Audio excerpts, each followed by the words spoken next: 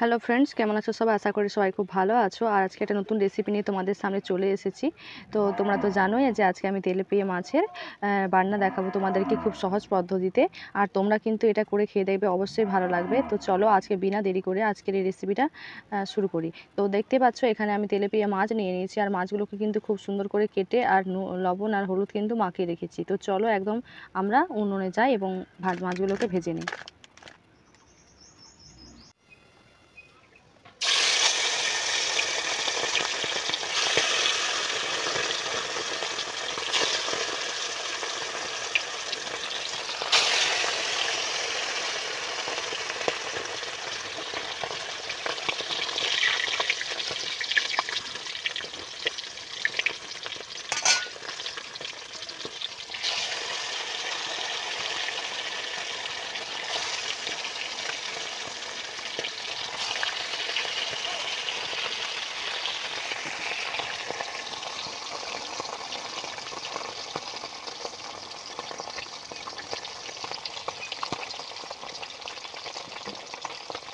তো চলো এবারে আমি এগুলোকে উল্টিয়ে নিই।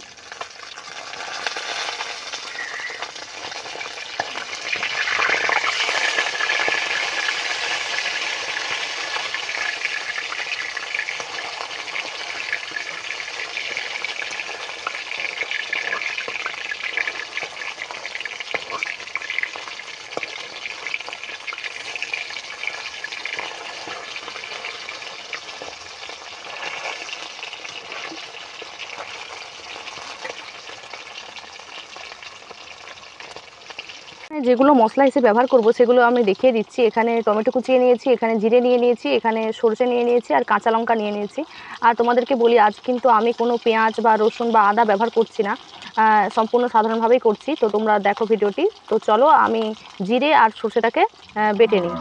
তো চলো এগুলো তো ভাজা হয়ে গেছে, আমি এবারে এক এক করে নামিয়ে নিচ্ছি। তো মাছ যে ভাজা হয়ে গেছিলো, ওই মাছ ভাজা তেলের মধ্যে আমি আরেকটু পরিমাণে তেল দিয়ে দিয়েছি। তো চলো এবারে কাঁচা লঙ্কাগুলোকে দিয়ে নিই, সাথে তেজপাতা, সাথে টমেটো দিয়ে নিয়েছি।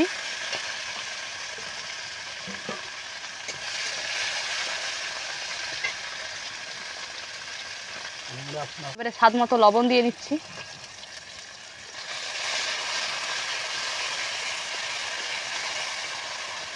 হলুদের গুঁড়ো,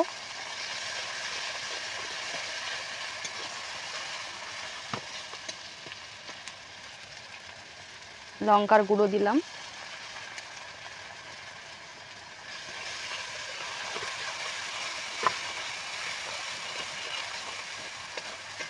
এরপরে যে মশলাটা আমি বেটে রেখেছিলাম ওটা দিয়ে দিচ্ছি।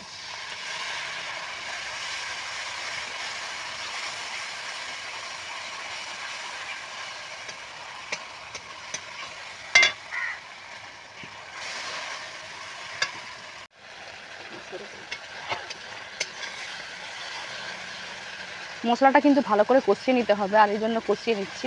আর আমি আগেই বলেছি যে আজ আমি কোনো পেঁয়াজ রসুন বা আদার ব্যবহার করছি না, আমি একদম নর্মাল সাধারণভাবে করছি। তো চলো এবার একটু হালকা পরিমাণে একটু জল দিয়ে দিই।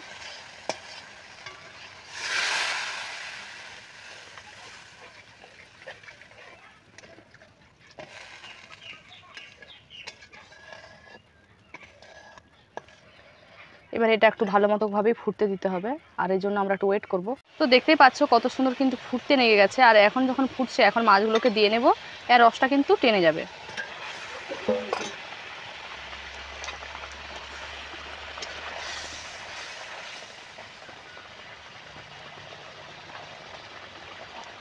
আর বন্ধুরা আমি বলি, আমার প্রত্যেকটা রান্নাই কিন্তু খুব সাধারণ এবং সহজ উপায়ে তোমরা খুব কম সময়ে কম খরচের মধ্যে করে নিতে পারো। আর তোমরা তো এটা কম বেশি। তো বন্ধুরা চলো, এটা তো দেখতেই পাচ্ছ হয়ে গেছে, আর আমি এটাকে নামিয়ে নিচ্ছি, কেননা এটা কিন্তু একটু ঠান্ডা হলে কিন্তু এঁটে যাবে।